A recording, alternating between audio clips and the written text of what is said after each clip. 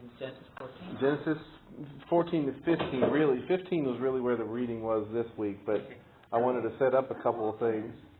Let me check, because I thought I'd gotten I'm going to have to have track. Genesis. Genesis. Yeah, we're doing a 3-year reading cycle, and The so whole Bible. of the Torah. Do they not ever get in the New Testament? We usually there's usually a section from the Torah, a section from the prophets, and then as a messianic there will be a section from the New Testament. And so, in a normal Jewish synagogue there would just be the Torah and the prophets, and they wouldn't read anything else. And I always try to make sure that I show some of the connections between what we're reading in the Torah to what we see in the New Testament as well. Okay. So, but this is. Kelly, can I just, are you, the schedule you're going on, you're thinking we're at, Genesis 15. Yes. So he's backing up a little bit to 14. well, because, okay, now what schedule is, all right, well, anyway, I'll put that down for today. I'll just switch that, and then I'm trying to be on the same page. Sure. I thought we got that fixed last week, but, so today's the 20, next week should be. 23rd today. Thank you. Okay. All right, great. I didn't read that. No, that's fine. But okay, so backing up to the end of 14 is the account of Melchizedek. Where he appears. He shows up after Abram rescues Lot. It says after he returned from defeating Chedorlaomer and the kings who were with him, the king of Sodom went out to meet him in the valley of Shaveh, that is the king's valley. Then Melchizedek, king of Salem, brought out bread and wine, and he was priest of El Elyon, God Most High. He blessed him and said, "Blessed be Abram by El Elyon, creator of heaven and earth, and blessed be El Elyon, who gave over your enemies into your hand." Then Abram gave him 1/10 of everything. And then the king of Sodom said to Abram, "Give me the people, the possessions take for yourself." But Abram said to the king of Sodom, "I raise my hand in oath to Adonai El Elyon, creator of heaven and earth. Not a thread or even a sandal strap of all that is yours will I take. So you will not say, 'I have made Abram rich.' I claim nothing but what the young men have eaten, and the share of the men who went with me, Aner, Eshcol, and Mamre, let them take their share." So, in this, this is where he comes out, Melchizedek, the king of righteousness, the king of, peace, of Salem, according to Hebrews and such. And he comes bearing out this blessing, and he comes bearing the bread and the wine. And, of course, Abram gives him 1/10 of everything. This is a unified time of worship where they're coming together. Contrast that to the king of Sodom, who when he comes out, he brings nothing with him. And he comes demanding the return of all of his stuff that Abram had just saved. Abram had gone out there and he had put on the risk. He had taken on the risk and defeated these other guys where the king of Sodom didn't. But he came back demanding all of his the return of his people and his stuff. And then he even offered kind of Abram a payoff in those things. Just keep some of the stuff that's there. And so to the king of Sodom, it's the material things, it's the wealth that's important to him.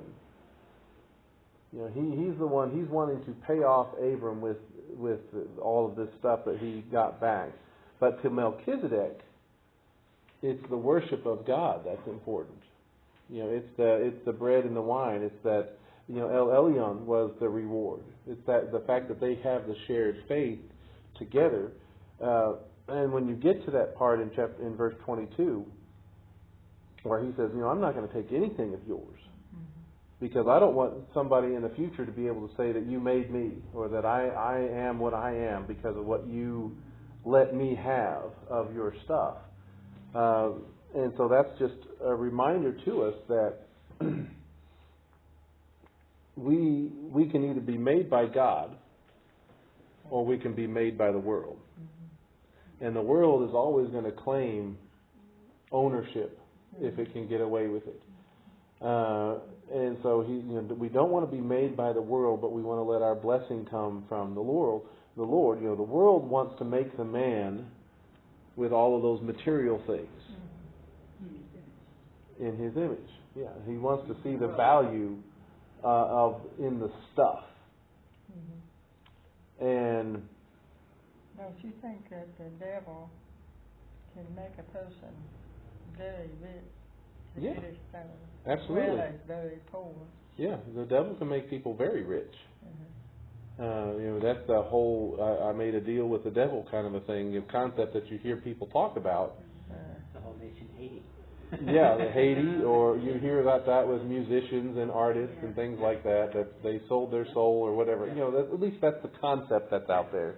I That heard they- that John D. Rockefeller tried to justify his means of getting his wealth by giving to charity. Sure, there's different things like that. But the world wants to make us on the material things, but the Father wants to make man and makes the person through faith, through purpose, and through promise. And that's right where chapter 15 opens up.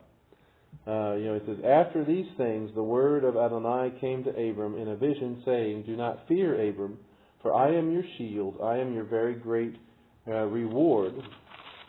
It came to who? Adonai? The Lord, yeah, Adonai is the Oh yeah, the name for the Lord. sure. Well, I was impressed. It said he would not even take a thread off of a shoelace. Yeah, he doesn't want the king of Sodom, which of course is not a righteous person in any stretch. He doesn't want the king of Sodom to have any kind of claim on him. That's right. He is separating himself from Sodom, who is representing essentially the ways of the world and the material things, and those kind of values. But because you can be rich by the world's standards, Mm-hmm. you can be wealthy by the world's eyes and still be poor in spirit. Mm-hmm. And the Beatitudes talk about that a little bit. The world can make you very wealthy, but it will take a claim. It'll want a piece from you. It will try to make you be obligated to its goals and its purposes.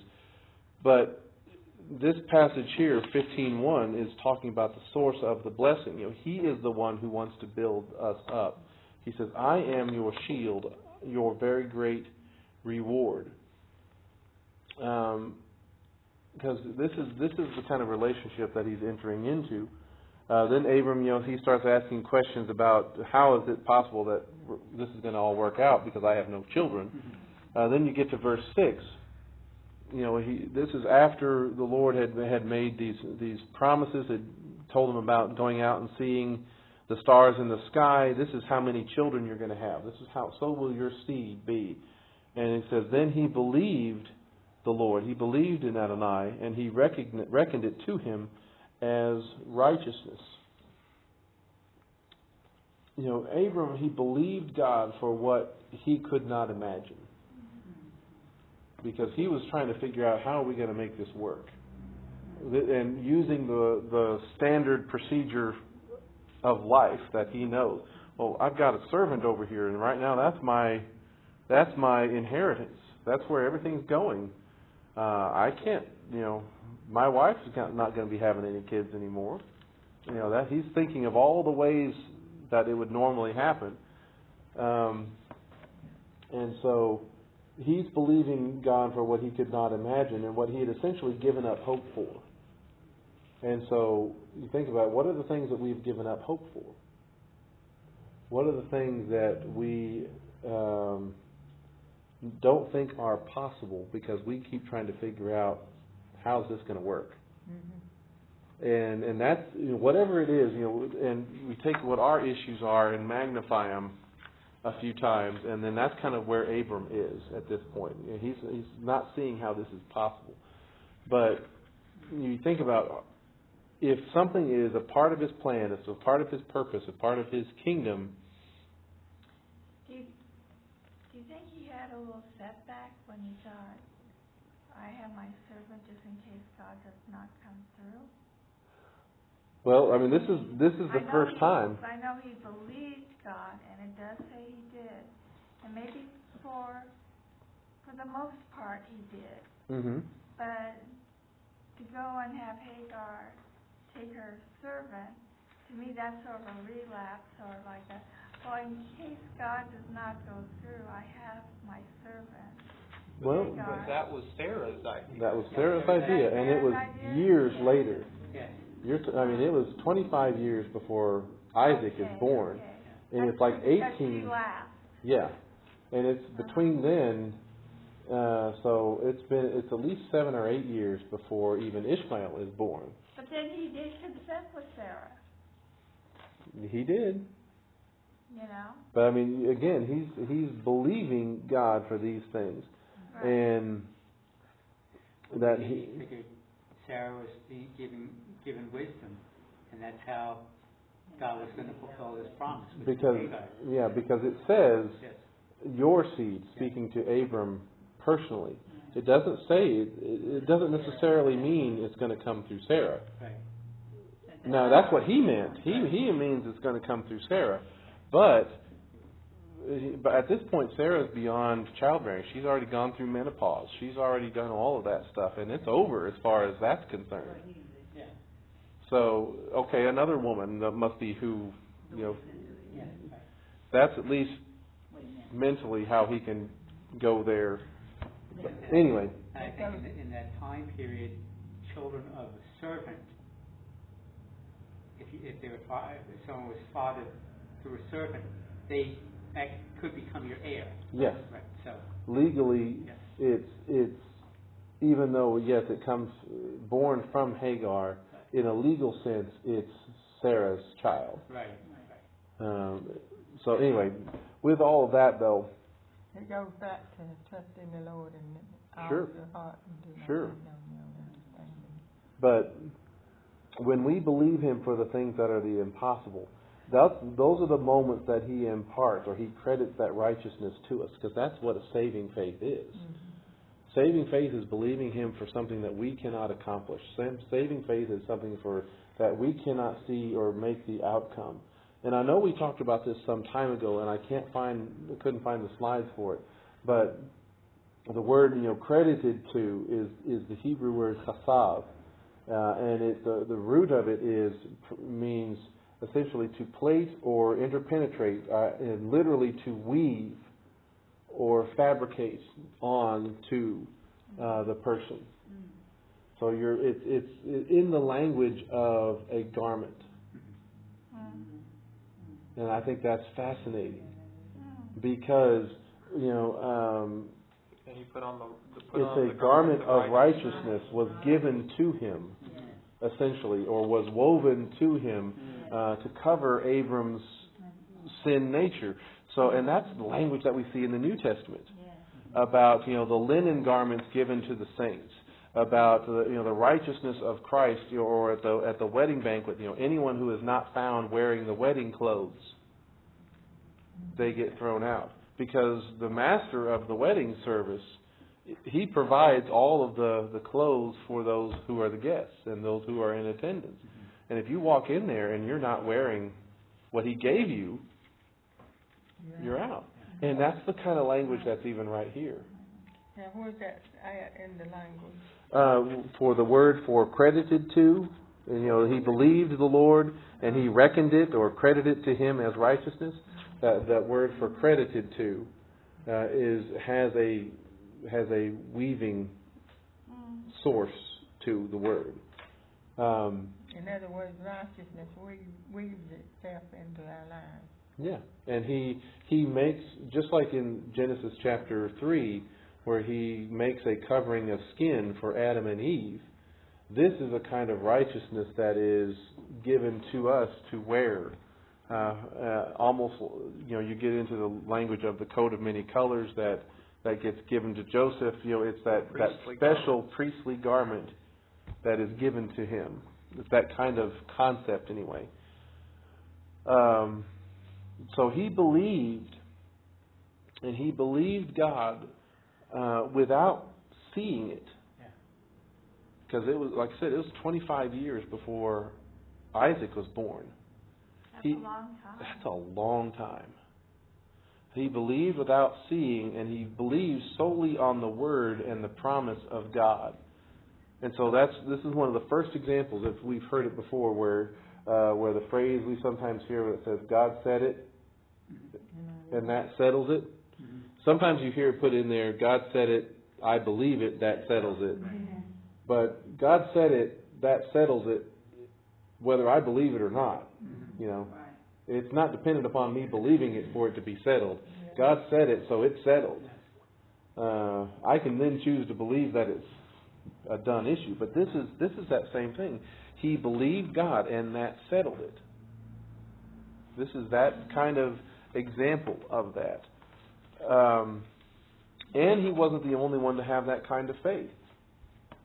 Look over, don't lose your spot here in Genesis, but look over in Matthew chapter 8.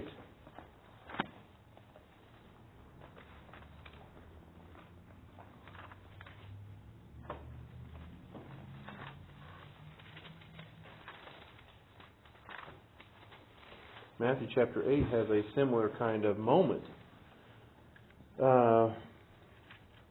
This is verse 1. It says, He came down from the mountain, large crowds were following him, and a man with leprosy came to him, bowed down before him. You know, and he heals him. Then in verse 5 says, When Yeshua came into Capernaum, a centurion came begging for help. Master, he said, my servant is lying at home, paralyzed and horribly tormented. Yeshua said to him, I will come and heal him. And so a centurion, is he a Jewish person or is he a Gentile? He's a Gentile.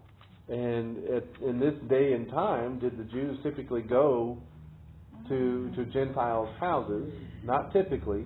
And what's worse is this guy was a soldier for the enemy. Yeah. And so Yeshua says, I will come and heal him. But the centurion said, Master, I am not worthy to have you come under my roof. So he's kind of accepted that mindset and understanding. But just say the word, and my servant will be healed. For I also am a man under authority, with soldiers under me. I say to this one, go, and he goes. And to another, come, and he comes. And to my servant, do this, and he does it. And so now when Yeshua heard this, he marveled and said to those who were following, and all those who were following were all Jewish people, Amen, I tell you, I have not found anyone in Israel with such great faith. So, Yeshua, if you just say it, that settles it. It's the same kind of thing. He says, moreover, and this one's really interesting. Moreover, I tell you that many will come from the east and the west, and they will recline at the table with Abraham and Isaac and Jacob in the kingdom of heaven. Ooh, that's interesting. That's better than having dinner with the president. Absolutely. But he says many will come from all over the world, not just here in the promised land, but from everywhere, from the east and the west. And they're going to do what? Recline. What does that sound like? That sounds like Passover. That's the language of Passover. And they'll be reclining essentially at the table, celebrating Passover, coming under the covering of the Father, protected from death, because that's exactly where Abraham, Isaac, and Jacob are. And yet they were prior to Passover even. And they were prior to Passover, yeah. But they're still under that covering. They're still under that protection of that. They're reclining at the table. Who does the table really belong to? Who does the table really belong to? The table belongs to the Father, yeah. And in this respect, you could say it's Yeshua's table. Like Melchizedek, he is the king of righteousness. He is the king of peace. He is the one who provides the bread and the wine. So you can recline at the table. He supplies the elements of the covenant. His body, his blood that is then covers over our sin and is woven to us is the fine linen garments that are given to us. All of this is a parallel of those kind of things. And we sing the song, what can wash away my sin? Nothing but the blood of Jesus. What can make me whole again? Nothing but the blood of Jesus. So And now here's going back to Genesis though, here's something that's kind of really struck me. Is, even though the scriptures say that Abram believed God, he still asks the question, how am I going to know? He still deals with that kind of thing. Can I back you up? Yeah. Because something I caught that I never thought in verse 7 is this is almost identical to the first commandment of the 10 words. True. What God says to him after this, and he says, I am the Lord who brought you out of Ur of the Chaldees to give you this land to possess. That sounds very similar to I am the Lord your God who brought you up out of the land of Egypt to bring you it this sure land is. to possess. It is the same kind of language, absolutely. So, I was reading someplace that kind of ties to this, that at the time that Abram's call, some scholars believe that Noah and Abraham overlapped for like 48 yes. years. They did. Yeah, definitely. Isn't it interesting? They say that Shem was alive until the time of Jacob. Yeah. Yeah. Well, So, I mean, it's kind of the neat. extra biblical lived account longer say that he then, went and so- stayed under them. Yeah. They could be taught by their elders. Right. exactly. When you have those kind of generations. Yeah. Sure. Especially like even with the Epic of Gilgamesh and the man Uqnashin, the man that brought humanity through the flood, is even somebody that everybody knows where he is, and go speak to the man, the Father of all, that brought us and saved us from that calamity. It was off on an island. I mean, how large could the population have been at this time? Yeah. And they were also speaking the same language. Right. Yes. Mm-hmm. Yeah, up until Babel and such. Because Abram was not a kid at that time, so he was No. But anyway, so verse 8, he says, my Lord Adonai, how will I know that I will inherit it? So he believed him, but he's still asking the question of how is this going to work? Then that's when the Lord basically calls him out and says, bring these different sacrifices, these 5 animals that he cuts in half. And if you remember the account, this is when the Lord moves through the pieces. And where is that? Verse 17, when the sun set and it became dark, behold, there was a smoking oven and a fiery torch that passed between these pieces. So he brings these animals, he cuts them in half. The Lord passes through them. It's like the consuming fire and the light upon the path is what's coming through here. And it's only the Lord that goes through. Typically in a covenant service, both parties go through. Abram does not. A great terror falls on him and he falls asleep. So that means that the covenant that was being cut in this moment was not dependent upon Abram or his actions, but upon the Father and his promise. Okay? And that's what Hebrews chapter 6 is talking about in verse 13, where he says, now when God made his promise to Abraham, since he could swear by no one greater, he swore by himself, saying, surely I will bless you, and surely I will multiply you. And so after waiting patiently, Abraham reached the promise. Okay? This is that acted out. He swore by himself. He is the only one who is under the terms of keeping this covenant. The Father, he's voluntarily obligating himself to the cause of Abram, because that's was his plan. That was his purpose for the redemption of the world. Look at this one. It says, when the fowls came down on the carcasses, Abram drove them away. I'm going to get to that. I'm going to get to that. Yeah, no, you're good. You're good. It did me too, in ways that I had never really thought of before. Okay, explain yours, because something jumped out at me. Okay, well, I'll get there. He obligated himself for that. That's because the Father was already committed to the cause or the path of our redemption, the path of our salvation, because Yeshua, who was slain when? Before the foundation of the world. So this was This was always his intention.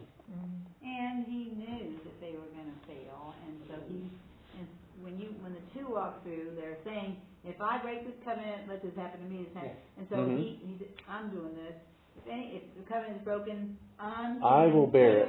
And he did. I will bear the terms of breaking this covenant. Yeah, exactly.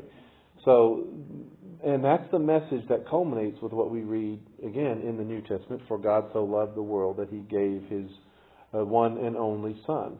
So that's the purpose. That's the miracle of the incarnation. Yeshua coming into the world was a fulfillment of this kind of promise that was given all the way back here to Abram. And really before that, but I mean particularly here. So this is the gospel of grace that has been around since the beginning, because it's always been about grace. Abram believed God, and it was given to him as righteousness. This is not a new age of grace. It's nothing. It's all a part of the story. We are living in the Father, bringing out the promise of grace and bringing it about that He made and He credited to Abraham. It was the free gift to Abram, and it's a free gift to us. And here's the thing, though. The problem is when we get something for free without having to contribute to it or participate in it. What's the danger in that? That we might not value it.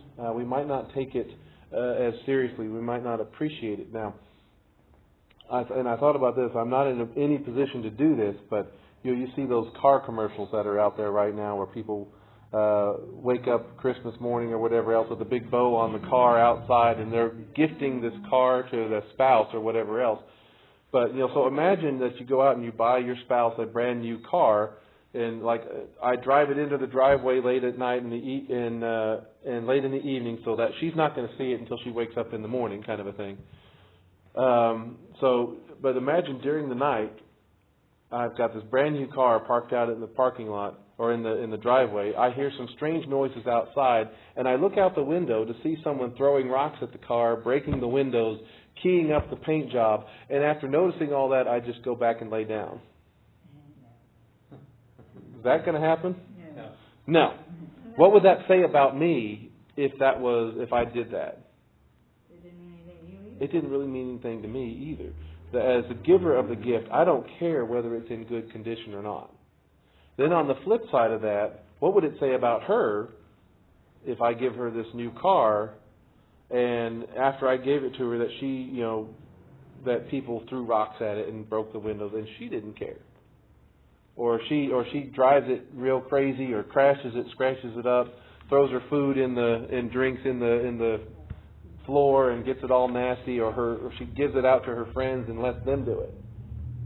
What does that say about her? She didn't pay for the gift herself. She doesn't appreciate it enough to take care of it. The car is still a gift. She's not losing the car, but it says something about her. And see, Abram, it says he believed. And the garment of righteousness was sown or credited to him. And he had it based on faith. He didn't earn it. Lord knows, and we read in Scripture that he was not perfect. He didn't deserve it. But did Abram appreciate it? I mean, is this something that he wants? And that comes to your thing in verse 10. Where he says, so he brought all these to him and cut them in half and put each piece opposite the other, but he did not cut the birds. Then birds of prey came down upon the carcasses, but Abram drove them away. Now these birds of prey, are they clean or unclean? Unclean. They're unclean. Okay. These unclean birds come down to disrupt and desecrate the offering of the covenant. Ain't that like the devil comes and steals seed out of our heart? Mm. Yeah. That sounds exactly like something he does. Yeah. He wants to desecrate. Well, this is what the enemy does. He wants to desecrate and defile the offerings. Over and over again in the Scriptures, even coming out of Hanukkah, what does he try to do? He tries to defile the tabernacle. He tries to defile the altar. He tries to defile the temple. Over and over and over again. That's his pattern. he is essentially the same thing as the birds of prey coming down and picking at the carcasses of the offering. He wants to interfere and stop what God is doing. Now imagine if Abram saw these birds of prey coming down onto the carcasses of the offering, but he did nothing about it. Just let them pick away. What would that say about him? His heart wasn't towards the Lord. He could take it or leave it. Like we were trying Yeah. to do obedience or any faith, Yeah. any relationship. Yeah, his interest or his commitment to what was happening in front of him, whatever, it's not my thing. So we don't have to defend God's word. No. What I'm getting from this is that immediately the Lord apparently put him to sleep, Mm-hmm. so that he wouldn't be able to say, "Well, I saved the offering." Yeah. Works. But yeah, Works. and it's not. And Abram's not, because Abram would be expecting to pass through the offering himself. We're going to walk through here together, and God's basically saying, no. You don't make you, I make you. Yeah. You know, it's not what you contribute to this relationship that's going to elevate you. It's what I am contributing to you. Same thing to the king of Sodom. He didn't. And part of Abram's response, I think, is because of what's just going on in verse 8. He says, Master Jehovah, how do I know this is going to happen? And so God says, okay, here's what we're going to do. This is how you know. So he has a vested interest in this because God's answering his question. How's this going to come about? And I'm sure Abram is familiar with the terms of a covenant. Sure, absolutely. And so, of course, he has a vested interest in this. God's saying, we're going to make a covenant. And Abraham says, yeah, that's good. You know? So, of course, he's got a vested interest in that. Mm-hmm. You know? And he did require some action of faith on behalf of Abraham, and that was to bring the offering Right. Yes. and do what he was told to, cut them, lay it all out. So he did have to take certain actions as responsibility and faith. But what came? Not to make, but I'm just What saying- came first? No, first of all, Yeah. the Lord gave him the Well, promise. but his belief. I mean, he Okay, believed. faith, yes. Yeah. Yeah, This he is believed. It was in obedience Yeah. by faith Mhm. to what he received, yes. Yes, Gabriel. Okay, so I was going to say is that from like a literary standpoint, like the picture of birds of prey coming to eat a dead animal is often kind of seen as the powers of this world coming to consume the kingdom or the land, and God just promised him the land, and the powers of this world are immediately swooping down upon it to eat it. Yeah, to consume it, because that's essentially where I was going with that. Because if Abram let the birds pick away at it, it's essentially people like the king of Sodom are coming to try to take what God has promised. Trying to kick right? Yeah. So it would say he doesn't really care, that holiness isn't really that important to him, or that honor isn't really that important to him, that he's not taking this moment seriously. But instead we see Abram rising up, driving the birds away, so he's protecting the offering. He is protecting the covenant, and he's taking it very seriously because he wants this. Before, with the king of Sodom saying, with him rejecting what Sodom had to give, you will not make me. I don't want you to ever be able to say that you made me who I am, because in that reality, Abram was greater than the king of Sodom. And in this case, God is also having kind of the same kind of conversation with Abram. Abram, you're not going to contribute anything to this, because I don't want anybody to say that you made this happen, or that you accomplished this. It's a reversal of that moment. God is essentially having the same conversation that he had with the king of Sodom, and he's reversing it, saying, I will accomplish this, I will do this, I will make this happen, and I am going to make you. So the greater is going to elevate the lesser in this case. And So Abram rises up. He drives the bird away. What I was kind of getting at is that we are essentially having the same kind of problem today with the nature of this promise and this covenant. And it's a problem that we've had for centuries because, the unclean birds have come and have been pecking away at this covenant of promise that God made. Things like replacement theology. That Abram, you and your descendants are no longer a part of God's covenant, but are cursed. That's church history. We say that, or church history has said that. It's just peck, peck, peck, peck, peck. Evolution. Yeah. Israel, this is in the news the last couple of weeks. This land doesn't belong to you, but to some other people. Peck, peck, peck, peck, peck, peck. Jerusalem was never the capital. There was never a Jewish presence. There was never a temple there. Peck, peck, peck. That's the birds of prey coming to kind of consume and take away this promise of God. Christians, believers in Christ, you should forget about those people. You should forget about those commandments. You don't have to live by them. Those are not for you. Peck, peck, peck, peck, peck. Mm-hmm. And what's our response to that? Reject that. Well, do we... Shoot the birds away. Yeah. Yeah. This is the same kind of offer that the king of Sodom was making. And it's one that Abram rejected, that, the world will want to claim to have made you. The world will want to try to take what God has promised, take away what He has given. And so to make it to where all that you have, all that you have acquired are in unclean ways, in unclean methods or people. Being made by the world, that's letting the birds come and pick at the promise and the provision of the Father.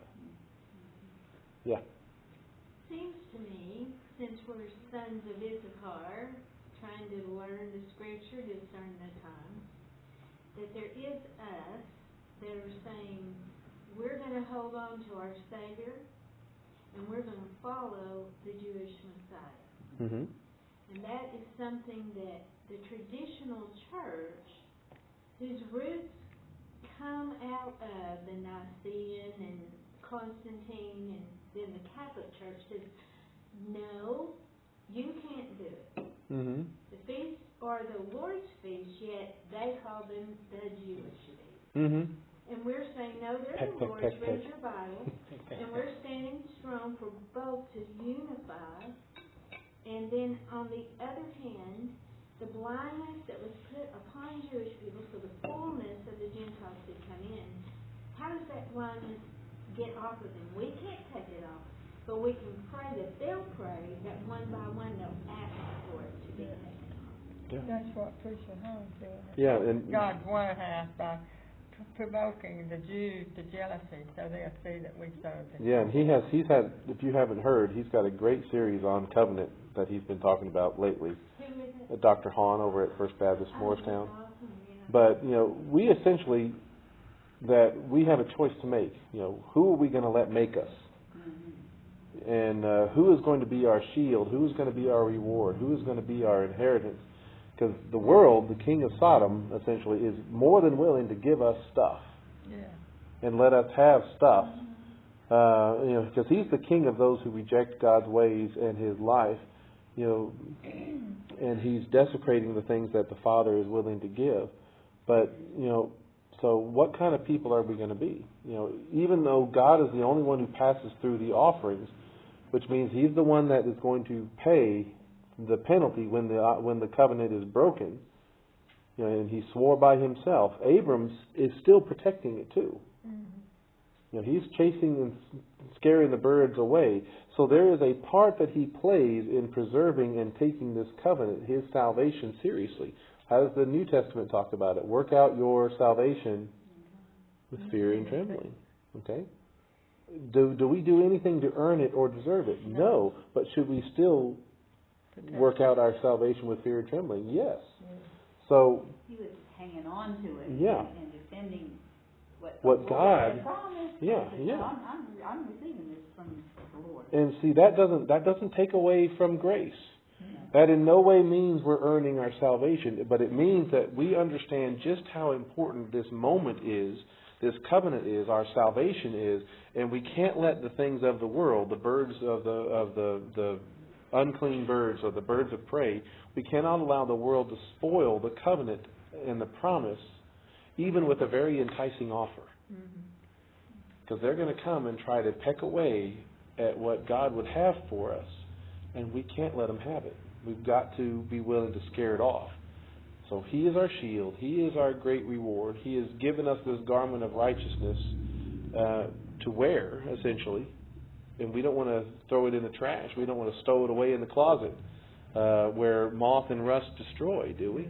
That's right. So if we allow ourselves to be made by the world and defile the covenant of promise, what does that say about us?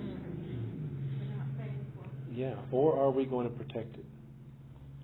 Are we going to try to live in this? Are we going to believe and have faith that's like Abram and the centurion? You know, you said it. That settles it.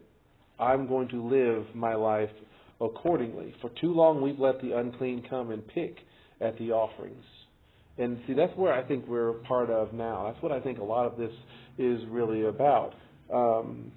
What He's doing in our day from Israel, and all the things that's been in the news, to the Torah, where He is at the part where He's bringing more and more of His people to chase the birds off the offering. But the devil's really mad about it. Oh yeah, he is. He's stirring up all kinds of trouble. Oh yeah, he's going to send more birds to try to ruin it and pick it. He's trying to destroy too. So yeah. So we've got to protect the covenant. We've got to be willing to not be made by the world, but come to the covenant that He gives and try to protect it and live by it. The temptation